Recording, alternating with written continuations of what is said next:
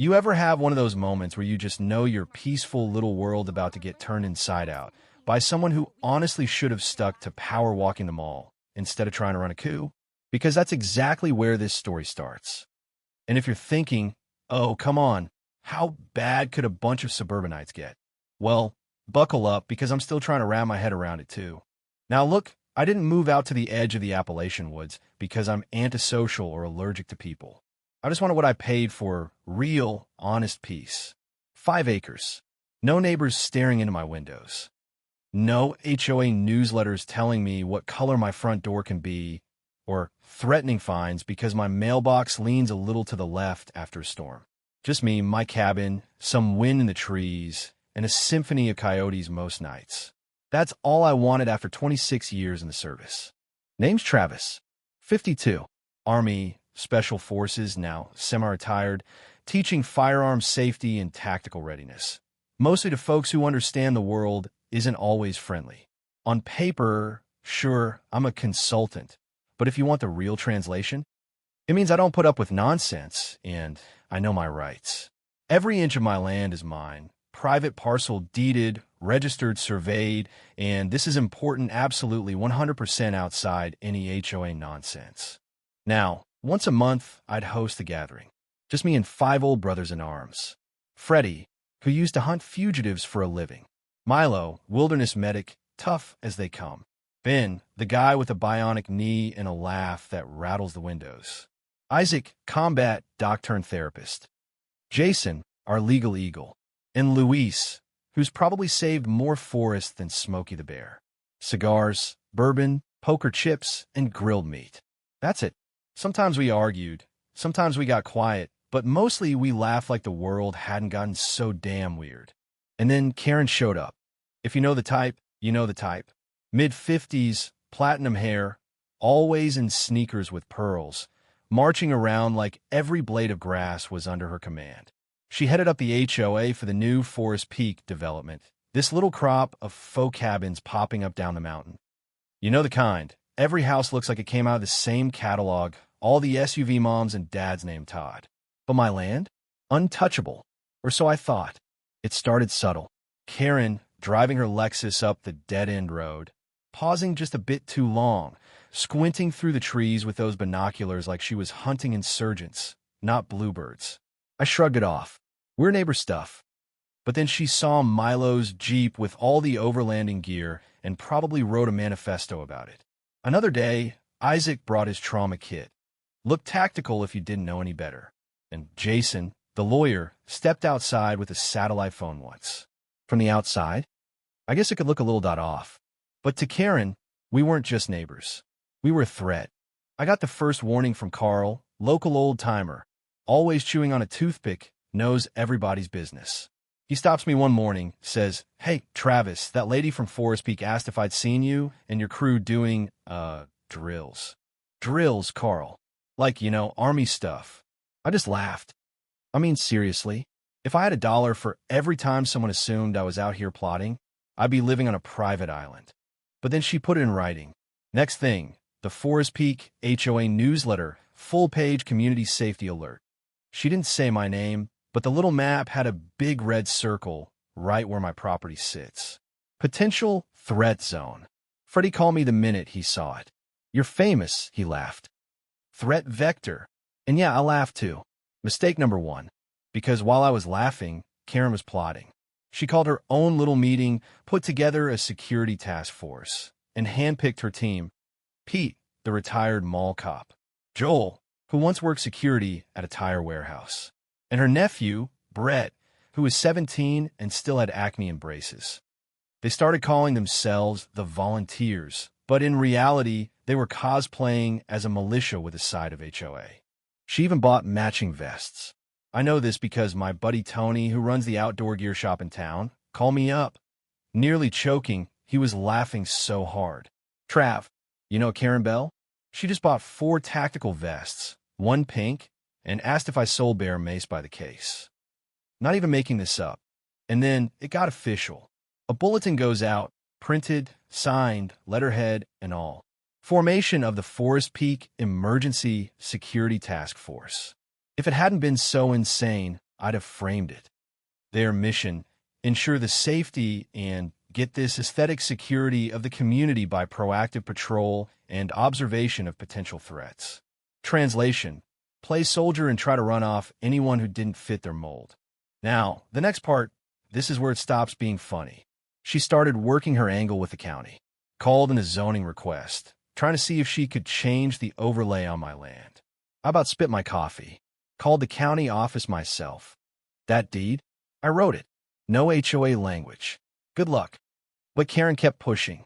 She posted warnings online, told the whole neighborhood to call her if they saw strange men in tactical gear, which, let's be honest, just meant anyone with a beard and a truck. You still with me? Because this is where the neighborhood watch vibe tips straight into lunacy. Karen forged documents, real ones. Claimed her board had unanimously approved surveillance of my land. Only problem? Half the board never signed, and the other half had either quit or never agreed. Joel, the warehouse guy, he quit the board and sent me proof, copies of the real meeting minutes. Karen had faked signatures. That's when it clicked. She wasn't just nosy. She was dangerous. This wasn't about a paranoid housewife. This was a full-blown manipulation campaign built on fake documents and enough bureaucracy to choke a horse. So I sat down with Jason, my lawyer friend. Showed him everything: newsletters, posts, flyers, the forged minutes. He just looked up and said, "This is war." He wasn't wrong. A week later, during one of our poker nights, it all blew up. There we were, fire crackling, steaks on the grill, bourbon in hand. Just old friends swapping stories. Then Daisy, my blue heeler, tenses up on the porch. I hear the faintest metal clink. Underbrush crunches. Freddie, cool as ice, signals to kill the lantern. Porch goes dark. Then, out of the trees, you are surrounded. This is HOA security. Drop your weapons and exit with hands visible. I kid you not, for half a second, I thought it was a bad dream. But there they were, Karen in a vest over a pink windbreaker, clutching a flashlight like a scepter. Her task force, bumbling behind her, all with mismatched gear, trembling hands, and wild eyes. Freddie stands up, hands up, voice steady. You're trespassing, armed, without legal authority. That's a felony. Karen doesn't even blink. This is a hostile compound. Unauthorized weapons. You're not under HOA supervision. I almost laughed, but it's hard to laugh when a kid is waving a loaded shotgun and shaking like a leaf. Milo, cool as ever, hit the panic button on his phone, auto-dialed the sheriff with our GPS. Jason started filming. Luis moved quietly behind the cabin, just in case. We kept it calm, no one made a move. But then Brett, the kid, tripped over some firewood. Luis moved, lightning fast, disarmed him, shoved him down. Karen started screaming. Pete raised a rifle. Freddie drew and froze him in place. No shots, no blood. Just a standoff that ended when the sirens came wailing up the ridge. The cavalry, 2 sheriff units, and a ranger.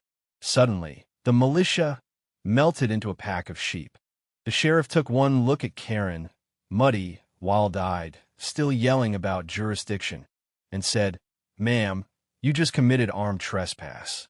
That's a felony." We handed over every scrap of evidence. Video, photos, GPS logs. It was all there. Brett's shotgun, loaded, no safety. The kid was lucky we were who we were. Could have been a tragedy.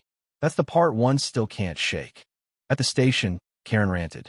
I should be thanked. I prevented a domestic threat. Sheriff just sighed. Ma'am, you stormed private property with weapons and forged documents. That's not protection. That's criminal trespass. Jason laid out every fake signature, every memo, every threat she'd written. She didn't flinch. Looked at me like I was the villain. You people think you're above the law, she hissed. Here's where it gets ugly.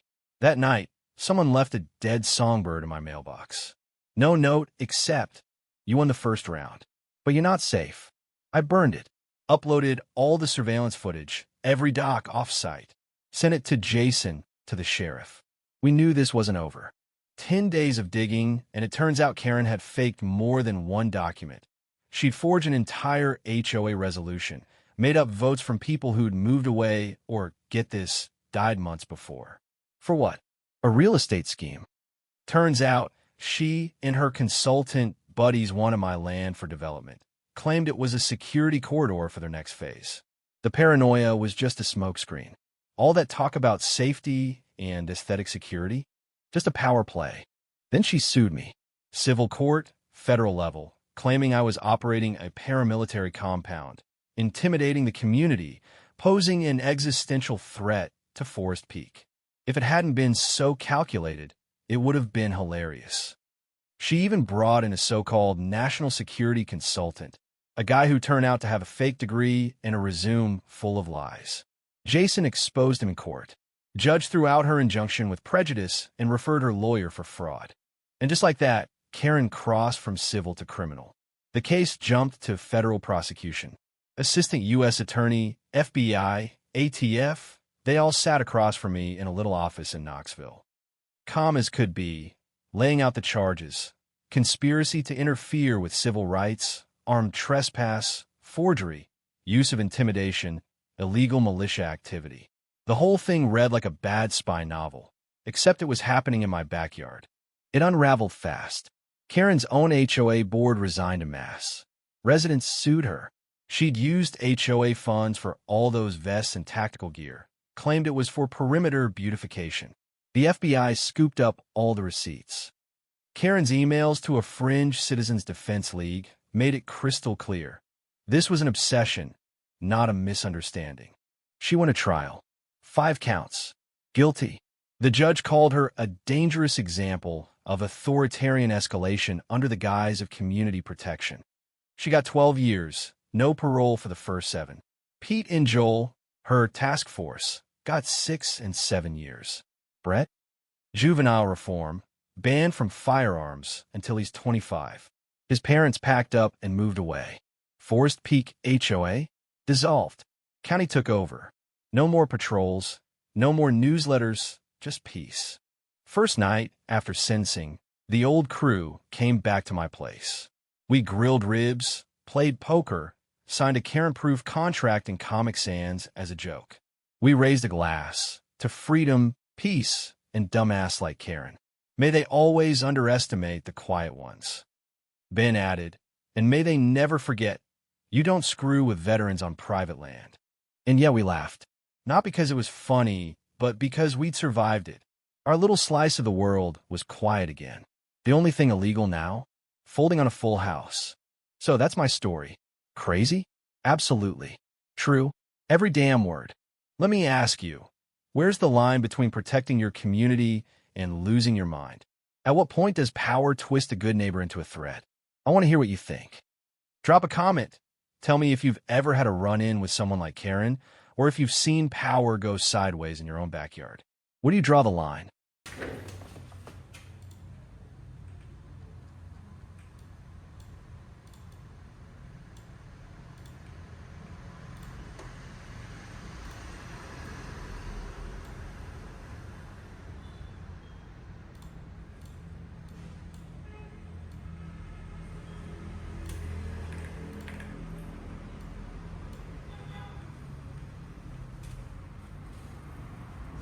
Cảm ơn tất cả các bạn đã xem video.